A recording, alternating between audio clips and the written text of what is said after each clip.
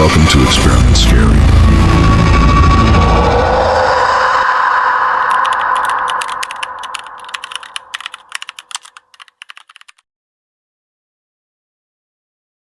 The video starts with a flashing screen, then a face of a woman, but not completely human anymore.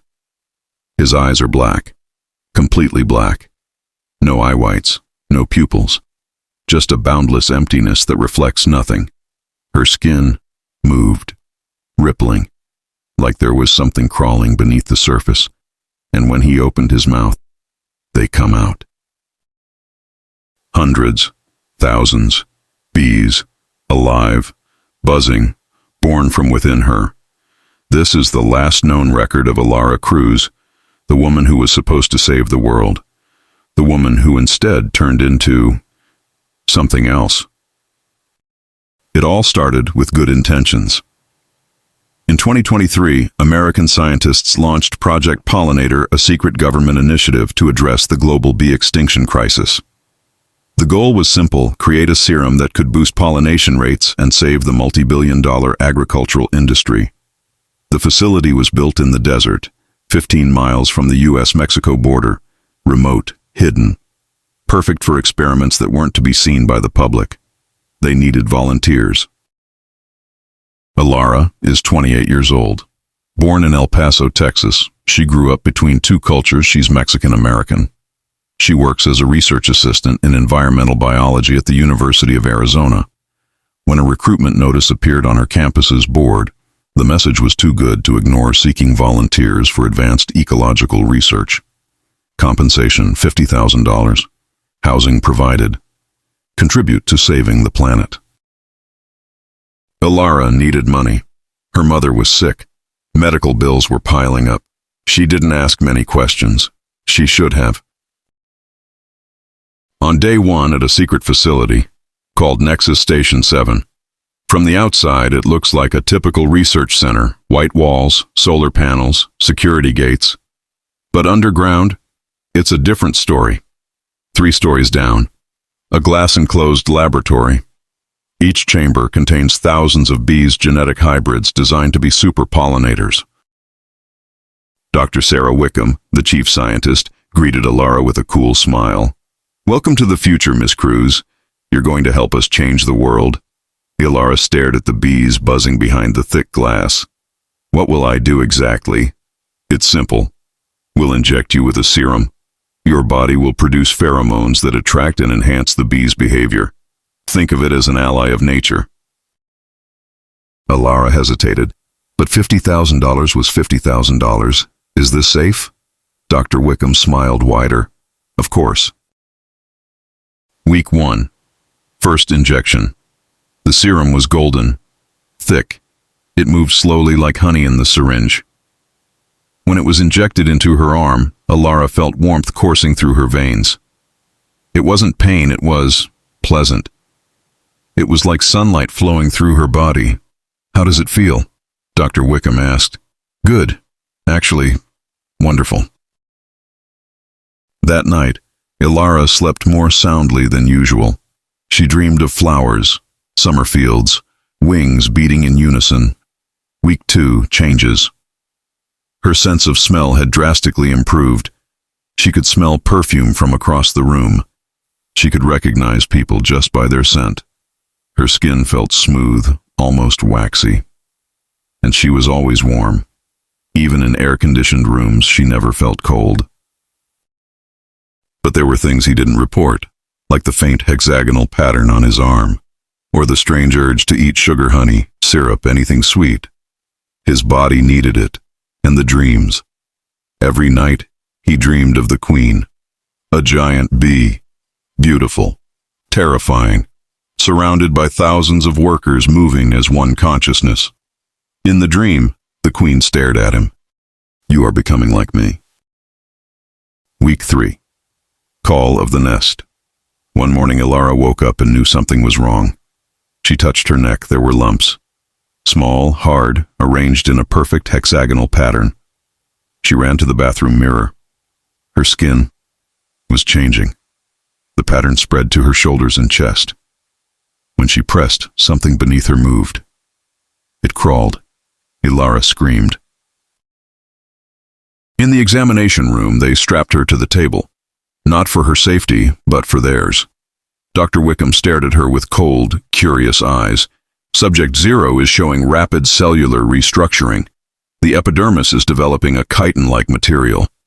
Hormonal output indicates a transition to reproductive dominance. "What are you doing to me?" Elara screamed. "We perfected you," Dr. Wickham replied calmly. "You're not sick, Miss Cruz. You're evolving." "Into what?" Dr. Wickham smiled faintly. "Something needed. Something that can control the hive. A queen." Elara stopped eating solid food. Only liquids: honey, nectar, sugar water. Her teeth began to fall out, one by one, leaving smooth gums. Her tongue lengthened, becoming tube-like for drinking, not speaking. She could barely speak anymore, only buzzing. The subtle vibrations in her throat, like the sound of thousands of bees. On day 28, Elara woke up with a sharp pain in her stomach, and something moved inside it. Not a baby. Something else. A small gap opened near his navel, and from there, a bee comes out. Small, perfect, wet with liquid. It crawled into Elara's hands, dusted its wings, and then flew off. Elara fainted.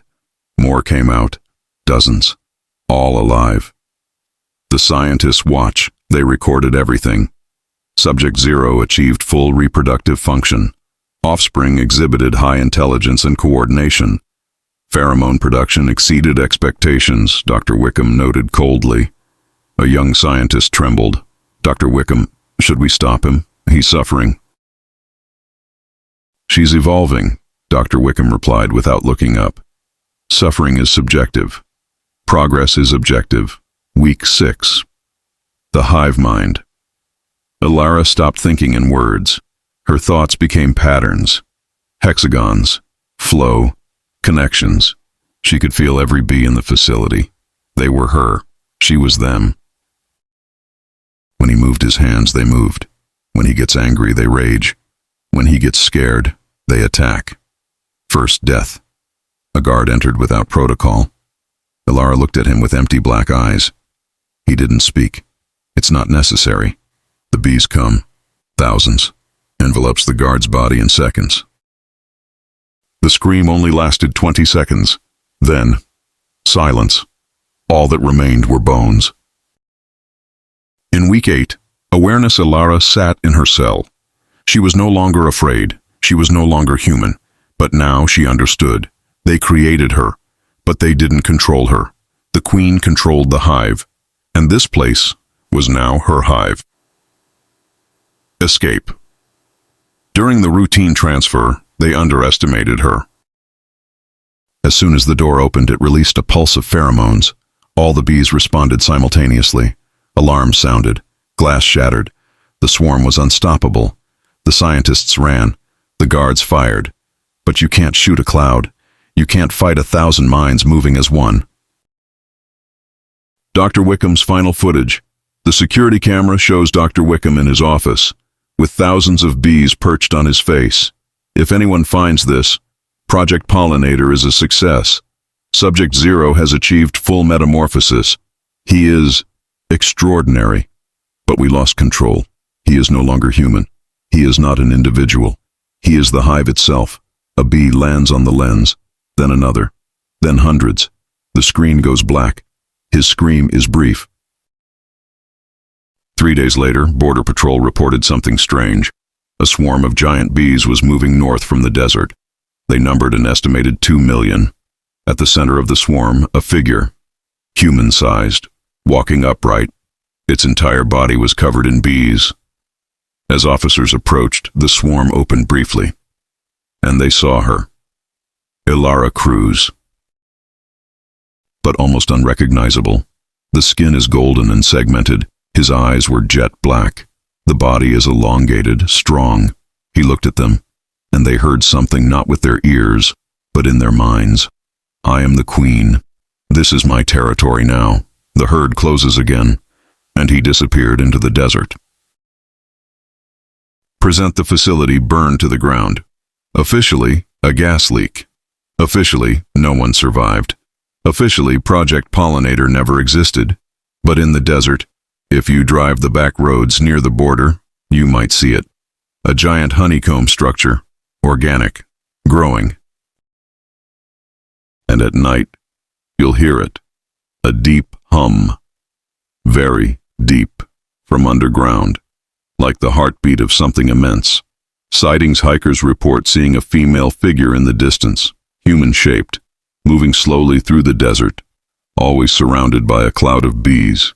She doesn't harm anyone, unless you get too close, unless you threaten her nest. Warning. The CDC issued a silent warning. Avoid the Sonoran Desert area near mile marker 47. Unusual insect activity. Do not approach large bee colonies. Do not interact. They didn't explain why. They didn't name who. But the locals knew. The queen was building something. And when it was finished, borders would no longer matter. Because her kingdom, it was everywhere. Final message. If you see a woman walking alone in the desert, surrounded by bees, her eyes as black as night, don't approach, don't talk, don't run. Just walk away. Because Elara Cruz is no longer human. She is the queen, and her hive is always hungry.